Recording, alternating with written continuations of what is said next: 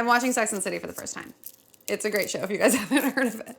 I started it at S2. Wait, why did you start at season 2? Because I wanted to get straight to Aidan. He's my favorite boyfriend. He has a house upstate. He knows how to fix things. That's hot. Horrible thing. Aidan's your favorite boyfriend? Who's your favorite boyfriend? Steve, I guess? Oh, yeah. Steve does not.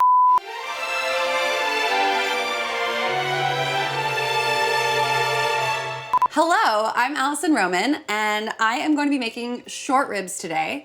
This particular short rib recipe comes from my cookbook, Nothing Fancy. Insert here.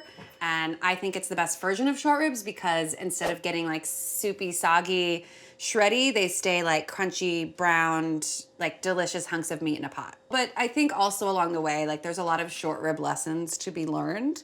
So even if you don't make this specific recipe, I still think that you're gonna get a lot of good intel from this video. So like with any short rib recipe, it starts with short ribs and it follows this sort of basic formula of meat plus aromatics plus liquid plus thyme. I'm not using any wine. I feel like red wine braised short ribs are a benchmark for short ribs and people love them for a reason. They're delicious. But to me, I wanted something like decidedly very, very savory. So instead of braising in wine, which adds sweetness and acidity, I'm gonna use just beef broth and a little bit of vinegar for the acidity. So they're gonna be decidedly savory, very garlicky. We're gonna finish with fresh lemon. They're really quite lovely.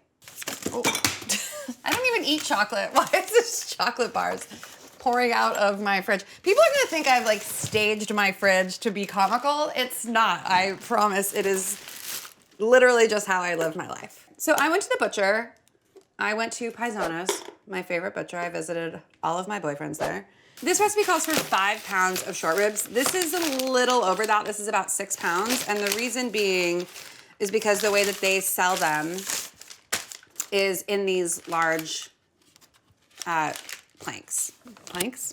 So the reason I like to get short ribs from a butcher is because you're gonna have a really tough time finding ones that are this thick and this nicely cut at a grocery store. Not to say this recipe wouldn't work with something that you find at a grocery store that's pre-cut, but if you have the option, like to me, going to the butcher to buy my short ribs is an adventure, and it's sort of like part of the process. It's like you go to the butcher, you gather your things, and like these days anything counts as an adventure, I guess, but it feels like a special thing you do. It's like taking up pottery. So see how there's 3 bones here? I'm basically just wanting to cut perfectly in between. And because you're not cutting through the bone, you don't need a special knife or anything for this. This is what makes short ribs the candidate for braising, is like all this connective tissue, all the marbling is gonna break down slowly while it's braising. And they're not always gonna all be the exact same size, that's fine. What we just are looking for is to have 1 bone and meat around it the entire time. I like to season my meat, especially for like large pieces of meat on a sheet pan, basically because I'm gonna sear them in batches, and as they come out of the pot, they're gonna go back in the sheet pans. I'm using this as like a landing strip, home base for my short ribs when they're not in the pot. I'm gonna season these with salt and lots of pepper. Welcome to my meat channel.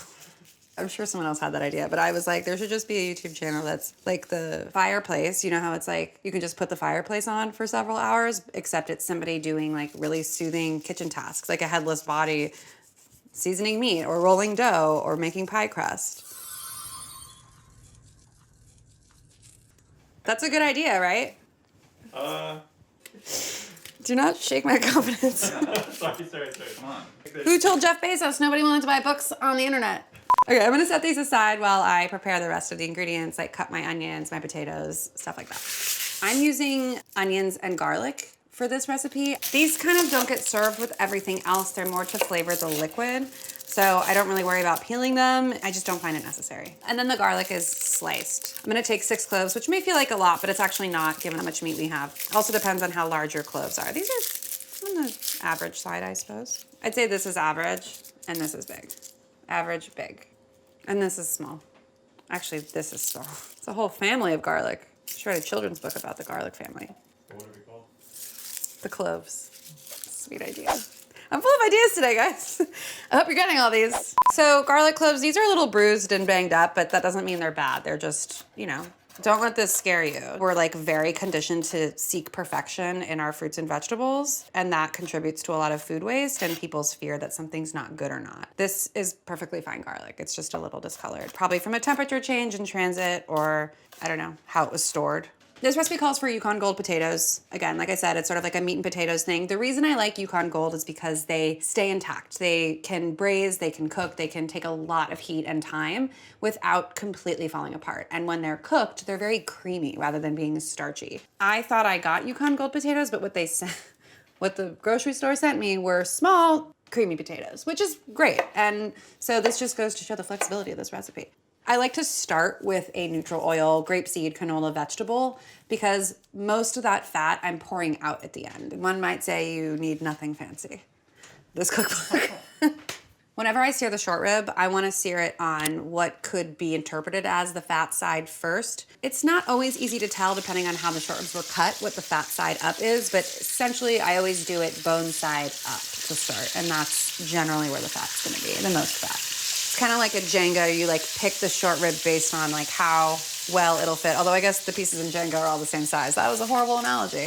And they'll shrink as they cook, so don't panic by thinking, how am I gonna get all these in there? It will work. So there's 4 short ribs in here right now. I'm gonna let them get as brown as possible, especially on that first side. And anytime you're searing meat, chicken thighs, brisket, short ribs, the first side will always take the longest because your pan is just getting increasingly hotter. Everything's becoming more acclimated to the temperature in there. So this will be the longest that you leave it without flipping. And then once they're all brown on all sides, I'll put them back on the sheet pan and then do the next batch. Wait, so where are you in Sex and the City right now? I'm on season 2 or 3.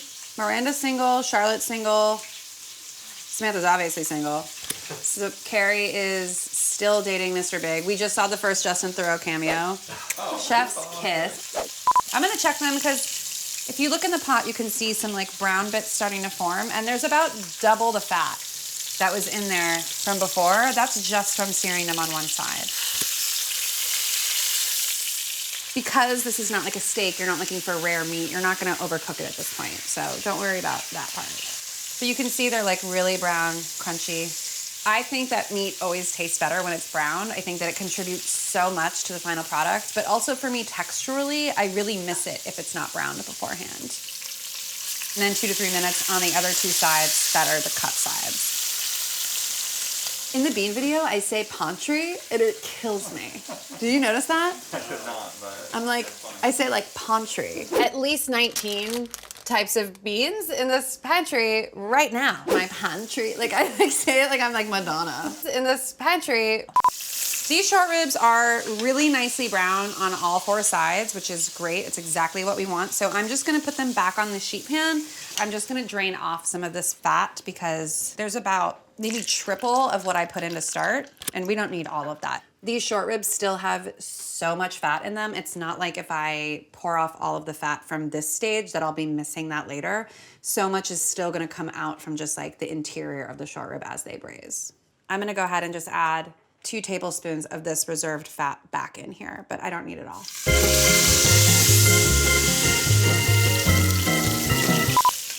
Alison, which Sex and the City character do you think you are? There's only one answer, but actually I'm a Carrie with a Miranda Rising.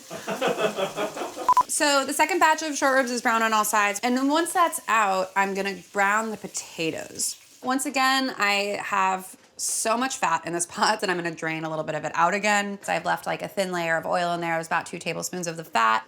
And now I'm gonna add the potatoes. I like to brown them on one side, mostly for aesthetics, because I find like a browned potato to be really appealing. But also I find that that initial sear on the cut side down of the potato really does sort of help seal it in so that it doesn't really turn to mush. It's like an extra step that I find important enough to include in the recipe. I try not to include anything that feels superfluous or that you could really live without. That said, I feel like we're in the home stretch, just like go the extra mile. Sear the potatoes. What Sex and the City character is this? Well, I'm only on season 2. There's so many people. This is Aidan. This dish is an Aidan, for sure. Reliable, dependable, so hot. So you can see these potatoes. This is what I mean by a little color. And you know, we're all just doing our best. If there's some potatoes that are not that brown, that's fine too. Don't let this fool you though. None of this is cooked through. These potatoes are raw and so is this meat. But damn, doesn't it look nice already? I'm not gonna dump any more fat out because unlike the short ribs, the potatoes didn't give us any fat. They actually absorbed some. So there's still like a nice thin layer on the bottom here. I'm gonna add my onions and my garlic. You'll notice also as you add the onions, all those bits start to come up, which is exactly what we're after. We don't want anything to burn at this point, but we want to get them like nicely browned. So for our spices, coriander, fennel seed, cumin, whole chilies, dried, ground cinnamon. You know, I'm not a big fan, generally speaking, of like adding like a half a teaspoon of anything in a recipe because I'm like, can you really tell if it's there or not? But in this case, you can, and it really warms up the whole thing. It has like more of like a tagine vibe. That's kind of the flavor energy we're going for here. I add the spices now because effectively what it's doing is it's toasting in the pot. There's a little bit of fat in there, but mostly it's just getting in contact with that hot pot. And that's gonna make a huge difference in your end broth. Like where their flavor comes from is like essentially oil. Toasting them helps release that oil. I'm gonna add a little bit of tomato paste. This is adding sweetness. I know that I said I didn't like sweetness in my short ribs, but this is such like a small amount. This stage in of itself will start to kind of lift up a lot of those sticky bits in the bottom of the pot, but where that's gonna really happen is when we add our beef broth. I'm not actually adding beef broth though. I'm gonna add water and bouillon. I also mentioned in the recipe that you could just use water. Like there are so many things going on in this dish. You won't be lost if you're just using water for this. All right, so I'm gonna start with 3 cups of water, a half a cup of white wine vinegar. The white wine vinegar is really there for the acidity because we're not cooking with wine. It's gonna kind of add that acidity that traditionally wine gives. And I am gonna add a few spoonfuls of Better Than Bouillon, which I really do believe is better than bouillon. I find that most store-bought chicken broths and beef broths especially don't taste very good. I've tried every brand several times over. I always like to test with them in case that's what people have access to, but this to me is like the best game-changing ingredient in home cooking in the last few years. Like this line of product is, I think, really changing the game and not sponsored at all. It tastes good. I'm sorry if that's gross. I love this stuff. It's so salty and so savory. I'm gonna bring this to a simmer. Tastes good already. Just be mindful. It's gonna read more tangy now because the vinegar is gonna mellow out as it cooks with the beef. This might not taste as salty as you think it should be. That's okay. It'll cook down and kind of restore balance towards the end. Here comes the fun part. So when you're layering these back in the pot, you wanna start with the meat because the potatoes, even if they're just on top and not submerged, they're gonna cook through because we're putting the lid on and that steam in the Dutch oven is gonna circulate. They're gonna get cooked through and tender. The meat you really want submerged as much as humanly possible. So the way we're gonna do that is we're gonna always, just like we started searing them, we are gonna start putting them in the pot bone side up because most of the meat is below the bone. And like I mentioned before, all of this meat is going to shrink as it cooks. Also, the onions can get moved to the top. They don't get priority. And sometimes it takes just like some finagling. So I have all but 2, which checks out because I do call for 5 pounds of meat, and this is probably the extra pound. So I'm gonna leave them out. I'm gonna cook them later. Is that fine? This is also more potatoes than I call for. This is about 2 pounds. I call for 1.5 pounds. And these I'm just gonna kind of scatter over the short ribs, really pushing the limits on what can fit into a Dutch oven. The last ingredient we're gonna add is some fresh lemon. So to finely chop a lemon, I do this a few times and nothing fancy. I will kind of examine for any seeds and then I'll cut slices. No seeds. Wow, a freakishly seedless lemon. I keep waiting for a seed. And then take each slice and just kind of slice it lengthwise. So I like to use the whole lemon because, you know, the interior obviously is good for juiciness, but the exterior here is gonna sort of braise with the meat. This is more of like a condiment seasoning rather than like the main star of the dish. And just use a spoon to kind of get your lemon into the broth. Like I said, as this cooks, everything's gonna kind of settle into each other, but you know, it's nice to encourage it to get in there now.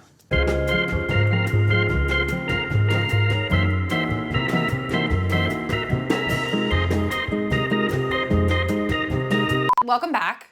The short ribs have been in the oven for 2.5, 3 hours. They smell amazing, but we are gonna make sure that they're completely cooked through and tender right now. The big reveal. Oh, and what a reveal. It looks just like the picture in the book, which is really nice. Hunky meat, as advertised. His name was Aidan Shaw. we're gonna make sure that they're all the way tender. I can tell that they are because I've braised 100 million pounds of short ribs in my day. But a good way to test is just taking a fork or a knife. You wanna poke the meat, make sure it's like super, super tender. It is, falls right off the bone, as it were.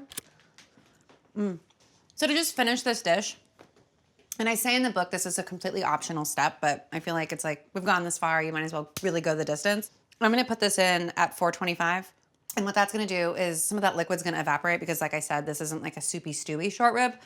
And it's gonna further brown these potatoes and get the tops of these exposed short ribs a little bit crispy. So it's gonna be worth it.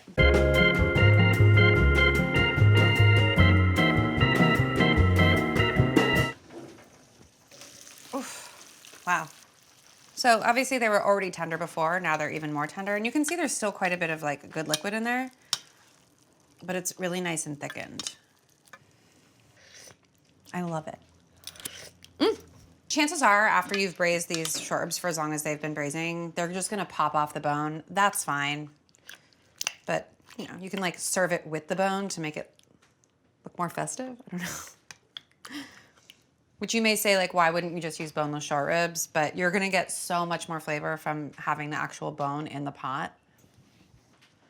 It's because it is really rich. I feel like chili, lemon, parsley, or cilantro would go such a long way here. So here's the deal. Until I can figure out a different way to end these videos, because no one else on our team has a problem with it, I'm gonna eat this. That's how we're just gonna keep doing it. I'm just gonna keep ending the videos with me eating the food. It's like, am I really gonna eat a pot of short ribs right now? Probably not, but do I wanna show you how delicious it is? I definitely do. We're gonna brainstorm, we'll get back to you. Okay, wow, they really are very tender. You shouldn't need a knife to cut short ribs. The meat should just sort of like fall apart, like so. Wow, so good. I really am enjoying it. That's the thing, is I'm not faking this part. It's just like a gratuitous scene where like, it's like now a trope where like everyone is like, thanks for joining me, like, you know, but it's whatever. That like double browning of the meat really does so much here. You know, even if you were using a different short rib recipe, like maybe you have an old favorite, that technique of sort of like blasting it with heat at the end, the lid off, is really nice. So feel free to just borrow that, even if you don't do all of this, but I would strongly recommend all of this too. The potatoes are so creamy. It's like they're not starchy. They somehow feel light, even though they've been cooked in like a giant pot of beef fat. But that vinegar, the tomato paste kind of like, and the lemon really keep everything from feeling too heavy. It's like the one short rib recipe I could eat a whole pot of. I'm not gonna do that, but I could.